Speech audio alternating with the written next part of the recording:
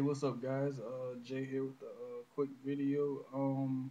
I've noticed that all this week on AMC has been considered Mob Week, where they're showing like a lot of gangster movies and everything. So I kind of got the idea of I went through my collection and I kind of picked out all the what I consider mob movies or whatever. So I just want to show those off to you guys and show the mob movies that I have in my collection off. And also it kind of gave me an idea of doing this with kind of every genre that I have in my collection. So this is going to be the first of a few other videos like this to come. I noticed too as I'm kind of looking at my collection of mob movies that it's not as big as I thought it was going to be. Which is kind of strange. I mean, because I do like a lot of movies like this, but I don't own a lot. I mean, just by looking at it, see, it's 1, 6, 12, 14, 16, 18, just 20. I only have 20 mob movies in my collection out of I think I have like 400 something movies. But anyway, I know the biggest is probably gonna be as far as the when I get to the horror movies and stuff like that. But I'm even separating those as far as subgenres. But I'll save that for those videos. Anyway, right now this is all about the mob movies. So we're gonna get into that right now. And to kick it off, the movie first up is Guy Ritchie's Snatch. Um, Really a big fan of this movie. It has some of the, I mean, Brad Pitt kind of steals the movie in my opinion with his pikey or gypsy talk, where you can't understand hardly a word that he says. Um, Another standout in this movie is Vinnie Jones as a Bullet Tooth Tony, who I kind of like better. I like his character better in this than I did in Lock, Stock, but I do like his character in Lock, Stock, and Smoking Barrels, Two Smoking Barrels.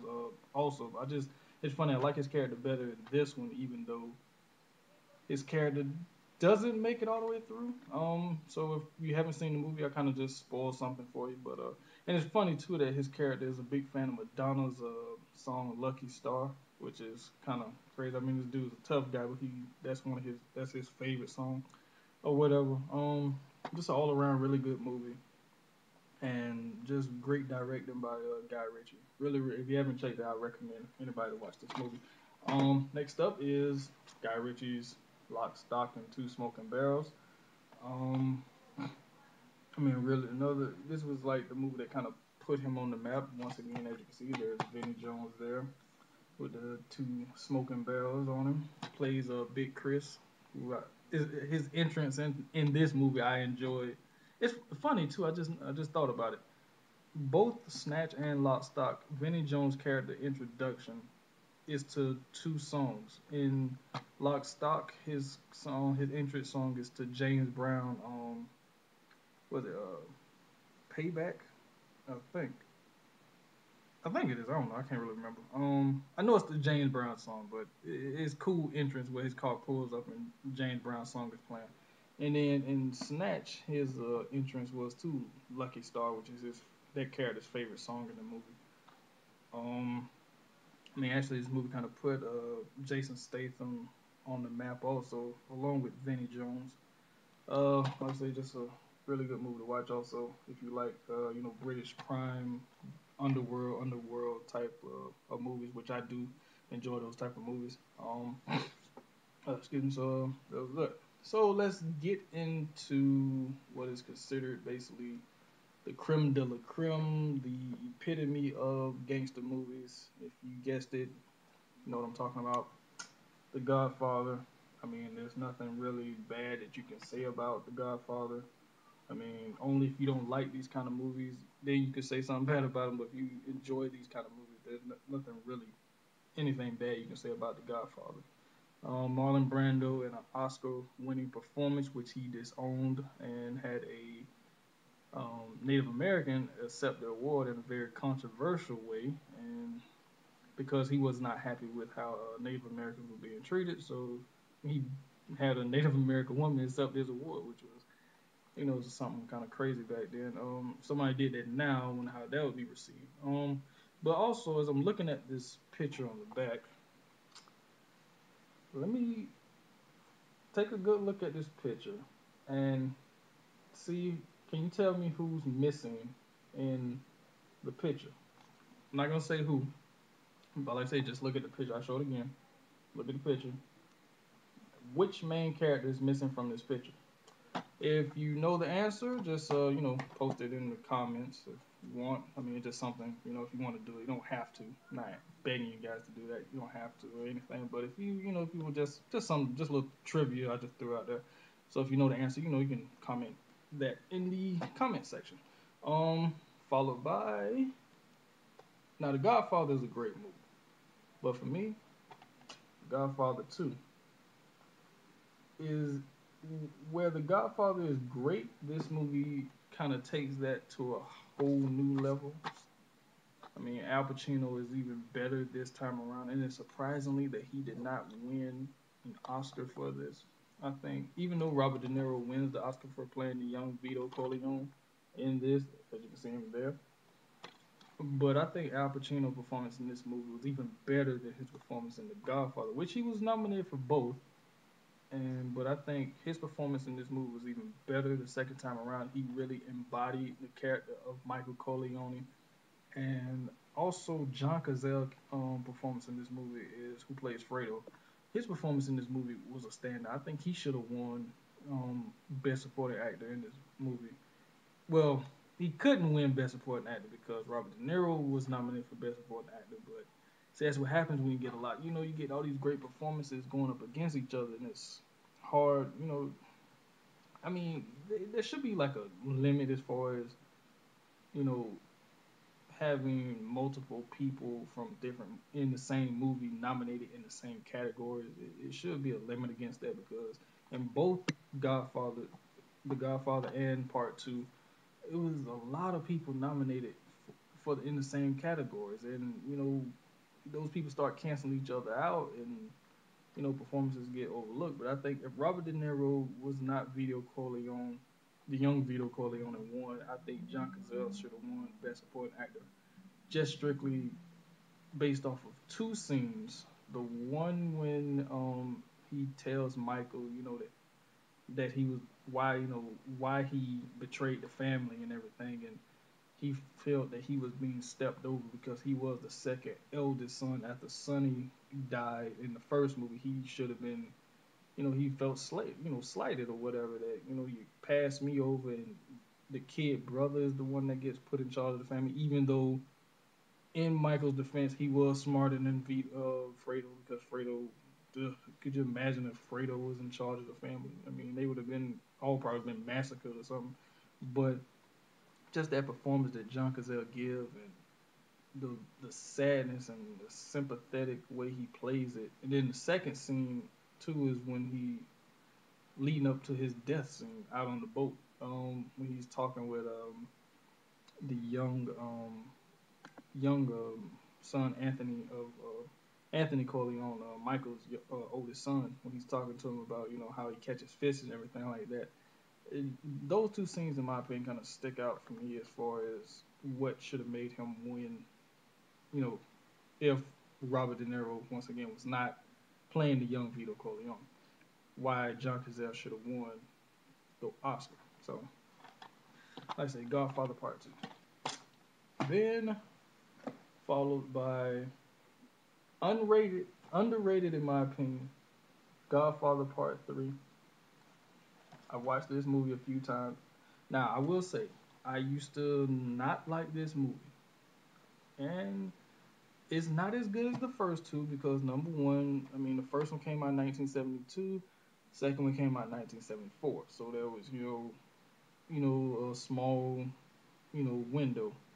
But after 74, they wait until 1990 to make this one.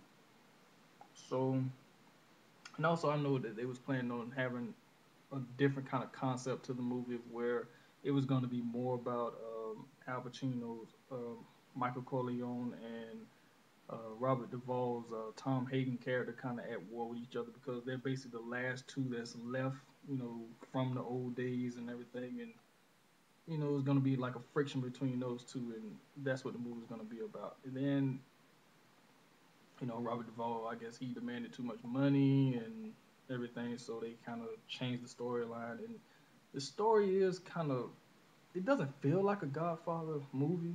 I mean, parts of it do, but at the same time, it feels like just any old mafia movie, really. I mean, there's a lot of stuff that's like, what the heck is this? And I know the movie gets criticized a lot too for having Sofia Coppola play the daughter and how bad of an actress she was and all this. And of course, she was not the original choice. Everybody know, if anyone who knows, Winona Ryder was the original choice. Even I even heard, I saw somewhere too where it said that Madonna was even originally, who the studio wanted to play the daughter, which kind of I think would have been like okay. But I think somebody who would have been good to play the daughter would have been Jennifer Connelly at that time.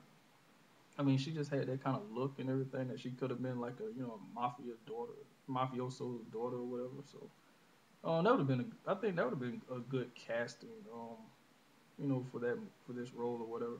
But the movie does have some, cool scenes. I mean, this one scene that kind of sticks out too. I mean, Andy Garcia when he kills what's the character name? Joey Zaza on the street, and the way he shoot him down is like Joey Zaza, and the way he says it's kind of funny. But anyway, Al Pacino is not. Of course, this is after Scarface, and anybody who's seen my video where I talk about Scarface knows my feelings on that movie. But I mean, if you watch Al Pacino's career after Scarface, he started doing a lot of overacting and everything, which I don't know why, but here, I mean, okay, in the first two movies, Michael Corleone is soft spoken and everything, but in this movie, he has that rough, kind of voice where I guess all that smoking and drinking, I guess he did and stuff, and so the voice is kind of rugged and everything, and it doesn't feel like a true Godfather movie, but it is still a good movie to watch. So, like I said, so that's that. Next up, one of my favorites, Casino. I mean, three great performances by the three leads here: Robert De Niro, Sharon Stone, and the man Joe Pesci, who steals this movie. I think Joe Pesci should have won an Oscar for this. I mean, his character of Nicky in this movie is just way over the top, and I mean, this is somebody that you would love to have on your side, but you would not want to have as an enemy because this guy he would do anything and everything, to take you down. But he does get what he deserves in the end. You know, get beat down with a baseball bat by, which is kind of funny. He gets beat up by Frank Vincent, who played Billy Bats in Goodfellas. So it's kind of ironic that the guy who kills him in this movie is Frank Vincent, who played Billy Bats, who kills him with a baseball bat. I don't know. I think that was them just trying to have an in joke because it is kind of funny. But and plus, I mean, Frank Vincent kills him in this movie, and him and De Niro killed Joe Pesci and De Niro killed Frank Vincent, Billy Bats, and Goodfellas. So it's kind of an even trade off between those two. So like I said, Casino, which is a very good and kind of underrated movie. Also, I mean, know it didn't do too well when it first came out, but I think it's just a really good movie to watch and some great performances. Now this movie I'm kind of on the fence about really even calling it calling it a mafia movie or a gangster movie really, but that's Pulp Fiction. Like I said, I'm kind of on the fence about that, but I don't know. I mean, even though it has the whole gangster themes to it, where you have a Ving Rhames who plays like like a gangster boss or whatever, but I don't know, it's just something about it. But I mean, it's kind of considered a mob movie for some reason, a gangster movie. So, Pulp Fiction. I mean, there's nothing really else I can say about it. I mean, everybody's pretty seen it, so I'm kind of going over that one. Goodfellas. I mean, I spoke about that a little bit already. So, great performances in this. I mean, a friend of mine says that the reason Ray Liotta still get work is because of this movie. I mean, maybe so. I don't know, but just a real good movie. And it was kind of funny seeing Robert De Niro kind of take a back seat in this movie as playing, like a subtle not really a subtle character, but more of a secondary opposed to the main lead of Henry Hill, and of course Joe Pesci as Tommy. Man, there's a scene still in it. I mean, scene still. Where is that Joe Pesci? I want that Joe Pesci back. Matter of fact, I want him back. He needs to come back and do some kind of epic again like this. So that's good, fellas. The movie that's a love hate relationship that I'll probably have to the day I die. Scarface.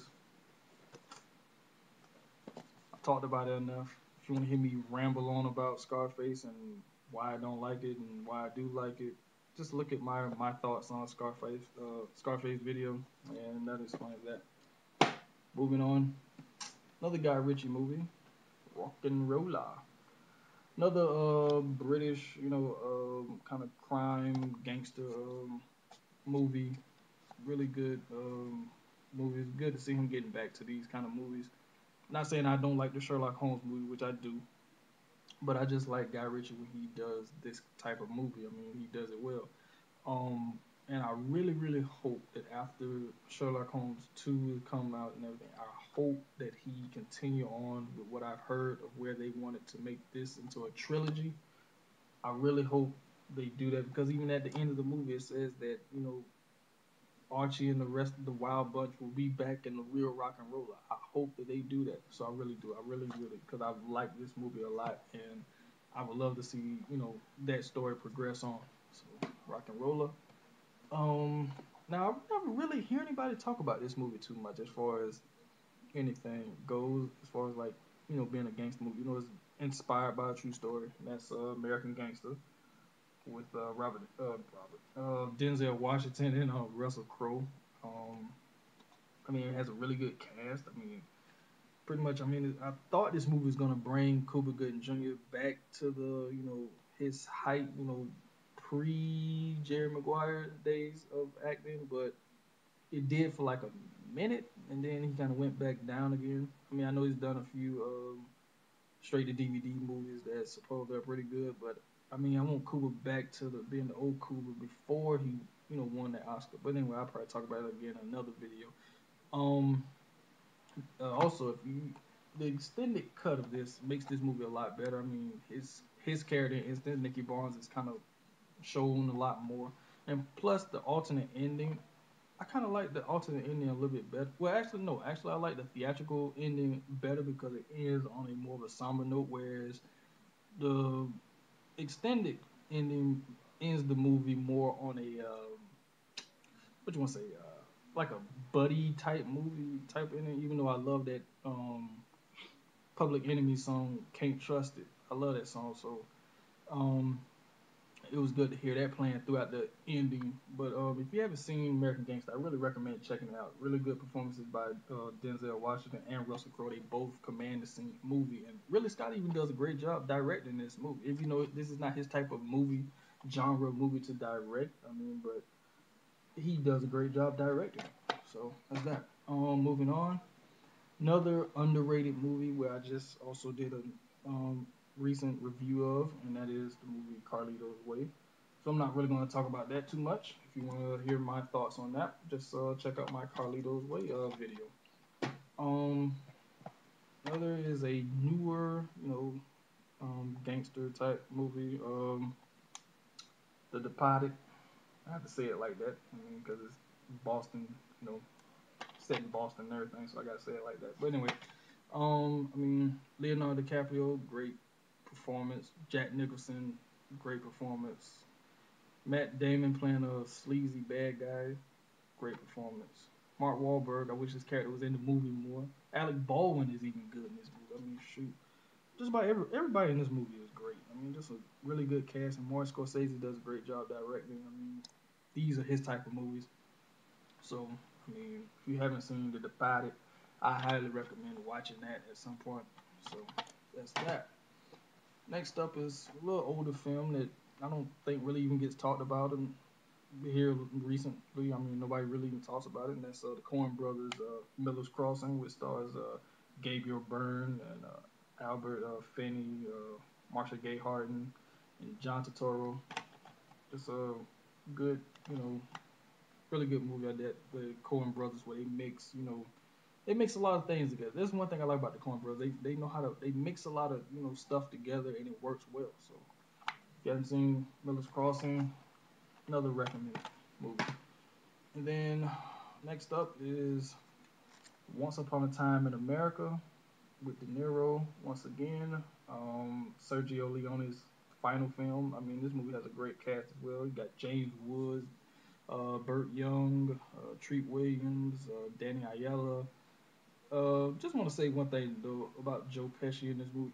He has a high. They kind of build him high in this movie, but the man only has technically 1.5 scene. The reason why I say a half a scene because there's a scene in the hospital where he shows up and he kind of turns around and you see him, and then that's the last time you see him in the movie. And it's always been. I feel like it's been that scene, and also I've seen on other movie sites talking about this movie where a lot of people feel that that scene has been cut and there's more footage of that scene of him showing up at that hospital because everybody tried to wonder what the hell was he doing there in the first place. But um, Joe Pesci is not in the movie a lot. I mean, it would have been nice to see him in this movie a lot more. Once Upon a Time in America, it's a weird movie, but it's a really good movie. It's long, so if you do watch this movie, kind of make sure it's a day that you have set aside. You set aside a few hours because you're gonna be sitting there for a while. I mean, it's 2 discs, and it's just a really good movie. And one thing I did like about this movie too is the fact that the whole middle section is showing the characters when they were when they were teenagers and how they rose up and became the grown-ups that they did and everything. And I've never really seen a movie that since this movie that's done that where a big section of the middle just show the teenage characters, and it's almost like two separate movies actually if you watch it. But it's just really good. And the ending is, I mean, kind of ambiguous about okay, what exactly. Well, the whole movie is kind of ambiguous. I mean, some people think that look at it as being one big opium trip that Robert De Niro character goes on, and in some ways, you're right, it is. But I mean, it's just a really good. It's still a good movie to show, at that time period and everything like that. So I highly recommend watching Once Upon a Time in America. Then next up is another great movie that I don't think gets its just due, and that is King of New York, which stars Christopher Walken and he goes by Larry Fishburne here, but Lawrence Fishburne as Jimmy Jump, who I think steals the movie. Also, I mean this movie has a great cast. Also, not only Christopher Walken and Larry Fishburne, but you got David Caruso, you got Wesley Snipes, you got Steve Buscemi, you got who else is in this movie? Just a really good cast of characters in this movie. And it's one of the few movies that, well, actually, I don't want to spoil it, but the ending to this movie is not what you might think. And for anyone, like I say, if you haven't seen the movie, I recommend watching this movie so you just get to see, Christopher Walken at his best here as Frank White.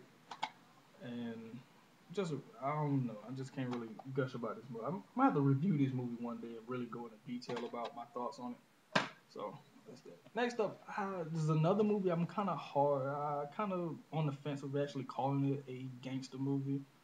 I mean, it's kind of funny having gangster movie with Tom Hanks picture splattered on it, but Road to Perdition. I mean, it's like I say, even though you can say that's a gangster movie, but at the same time, it's a little bit it has more going on than just being a gangster movie and everything. So, I mean, it is Paul Newman's final on-screen performance. Jude Law is really good in this as well as the man that's trying to kill. Matter of fact, there he is, right there. Yeah, right there at the bottom. You can see it. No, right there. Yep, with the camera. He's really good. And the shootout scenes that him and Tom Hanks' character have, and one particular scene is really good and everything.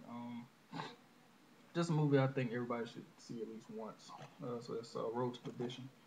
And then last but not least, another movie that I'm kind of on the fence about because of how the nature of it.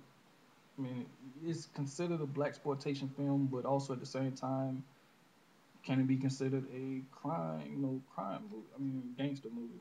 Is he really a gangster? But anyway, that's another story. Movie being Jackie Brown. Take it out so you can see.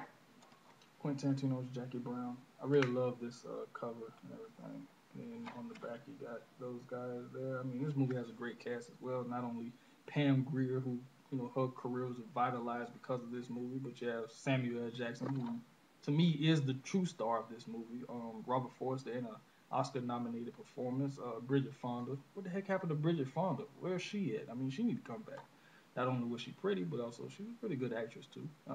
Michael Keaton is in this, and of course, the man, Robert De Niro, who has a very subtle performance in this movie. But the scene that stands out in this movie for me is the scene when Sam Jackson and Robert De Niro are in the truck after Robert De Niro character has done something he shouldn't have done, and Sam Jackson just freaks out on him and just gets so mad with him that he finally, takes him out.